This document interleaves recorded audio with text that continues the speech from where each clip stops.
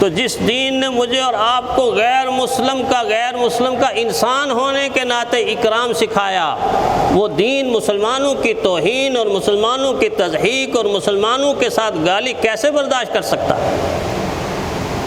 پیغمبر صلی اللہ علیہ وسلم کی سیرت اول تو ہمارے اداروں سے نکال دی گئی، لیکن ہم سیرت کا پرچار تو کرتے ہیں، پرچار کے ساتھ غور نہیں کرتے۔ اللہ کے نبی ایک یہودی کے بیٹے، ایک یہودی کے لڑکے جو بیمار ہے اور زندگی کے آخری سانسیں لے رہا ہے، اس کے سرانے کون بیٹھا ہوا ہے؟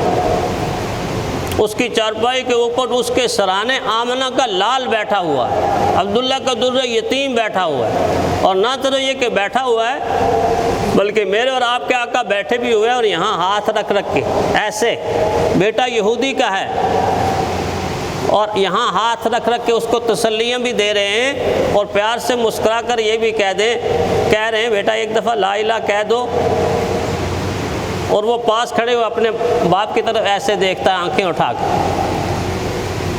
غیر مسلم کا بیٹا ہے، باپ ہے، اس نے جب دیکھا کہ بیٹا اس نظر سے مجھے دیکھ رہا ہے کہ مجھے کیا کرنا چاہیے، تو کہا بیٹا جو کہتے ہیں کہہ دو، جو کہتے ہیں کہہ دو۔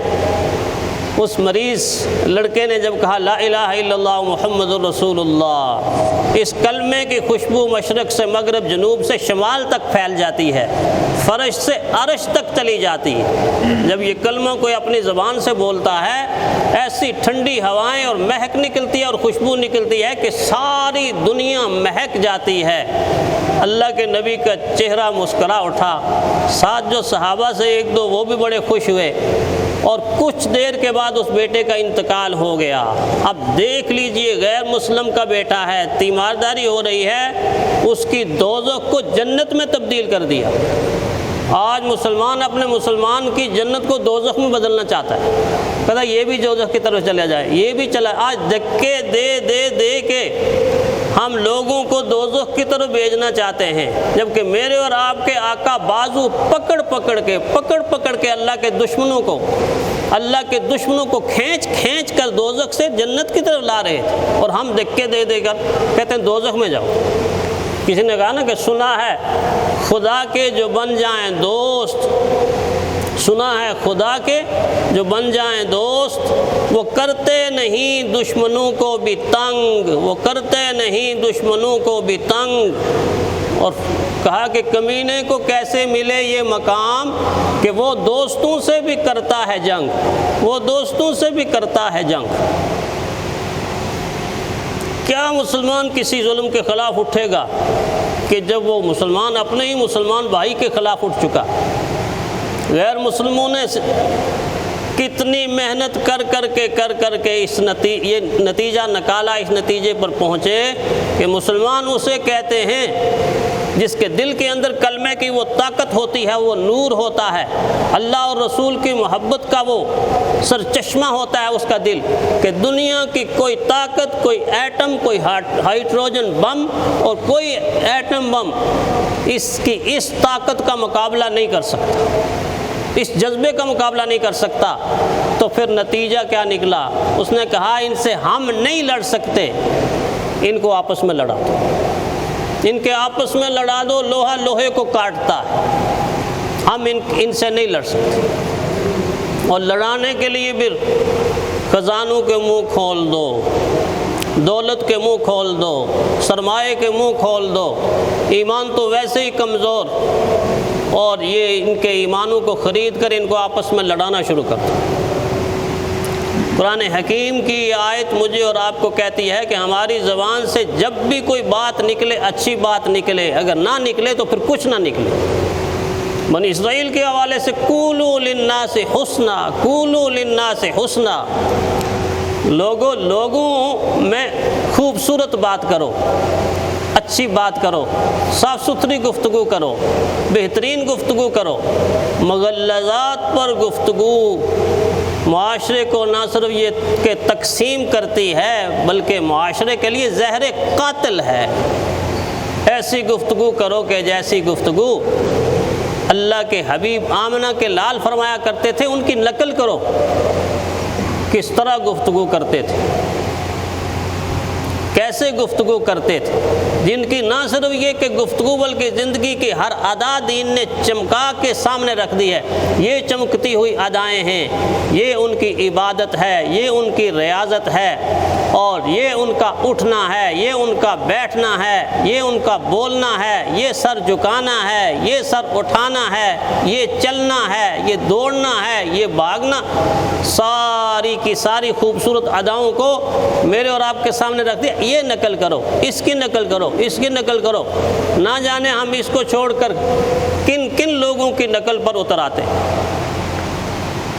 تو اس لیے قرآن حکیم نے رواداری اور برداشت کو بار بار مختلف مثالوں کے ساتھ رپیٹ کر کے بلایا۔ رواداری کا یہ مطلب نہیں ہے کہ مسلمان کے ساتھ، وہ تو مسلمانوں کے ساتھ رواداری کرے گا ہی، رواداری کے پیش آئے گا ہی نہیں، ساری انسانیت کے ساتھ، ساری انسانیت کے ساتھ وہ سلوک ہو جو آمنہ کے لال کا سلوک تھا۔ جنازہ تو یہودی کا آ رہا ہے اور تشریف فرمائے حضور صلی اللہ علیہ وسلم آگے اور چند صحابہ بھی بیٹھے ہوئے، ابھی جنازہ دور ہے، تھوڑا سا دور، کہ پیارے پیغمبر صلی اللہ علیہ وسلم کھڑے ہو گئے۔ جب کھڑے ہو گئے تو ساتھ صحابہ بھی کھڑے ہونا تھا، وہ بھی کھڑے ہو گئے، خاموشی سے کھڑے ہیں، اور جنازہ سامنے سے گزر گیا۔ جب گزر گیا تو ایک صحابی نے عرض کیا، اللہ کے نبی یہ تو یہودی کا جنازہ تھا۔ تو پیارے پیغمبر صلی اللہ علیہ وسلم نے فرمایا، مجھے معلوم ہے کہ یہ یہودی کا جنازہ تھا، لیکن مجھے یہ بھی معلوم ہے کہ یہ ایک انسان کی میت جا رہی تھی، ایک انسان کی میت جا رہی تھی۔ یہ ہے رواداری کا دائرہ کار، وسیع دائرہ کار۔ بیٹی تو غیر مسلم کی ہے، اور حالت جنگ میں جب برہنہ سر سامنے آ رہی ہے تو اللہ کے نبی کی وہ کمبلی، وہ چادر جس کی تعریفیں آسمان سے عرش کرتا ہے، جس کو یا ایھا المزمل کہا، یا ایھا المدثر کہا، اللہ کے نبی کی وہ کمبلی غیر مسلم کی بیٹی کے سر کے اوپر آ گئی کہ اس کا سر برہنہ کیوں ہے؟ تو ایک طرح سے آواز آئی، اللہ کے نبی یہ تو غیر مسلم کی بیٹی ہے۔ فرمایا، بیٹی سب کی بیٹی ہوتی ہے، بیٹی سب کی بیٹی ہوتی ہے۔ آج یہ رواداری کہاں چلی گئی؟ یہ اصول کہاں چلے گئے؟ یہ ادائیں کہاں چلی گئی؟ اس وقت مجھے اور آپ کو معاشرہ یہ کہتا ہے، ہم سے تقاضا کرتا ہے کہ اپنی نسل کو، اپنی اولادوں کو اور اپنے آپ کو انہی خطوط پر استوار کریں گے تو ایک پرامن معاشرہ مجھے اور آپ کو ملے گا، ورنہ افراتفری، بے چینی اور بے قراری کی زندگی تو پہلے ہی گزار رہے ہیں، اور آنے والے دنوں کے اندر اس میں اور اضافہ تو ہو سکتا ہے، کمی نہیں ہو سکتی۔ اس لیے اسلام کے ان سنہری اصولوں کو اپنا کر اس صفت رواداری کو، جیسے میں نے بتایا کہ 7 حروف پر یہ مشتمل ہے، اگر اس پر پورا عمل ہو جائے تو 7 بر اعظموں کے اندر امن، سکون، چین، اطمینان آ سکتا ہے۔ اور اگر ہمارے ملک، ہمارے معاشرے میں ہو جائے تو پھر ہمارے معاشرے کے اندر امن کیوں قائم نہیں ہو؟ اللہ تعالی ہمیں ایک دوسرے کا لحاظ کرنے کی، پاس کرنے کی اور احترام کرنے کی توفیق عطا فرمائے۔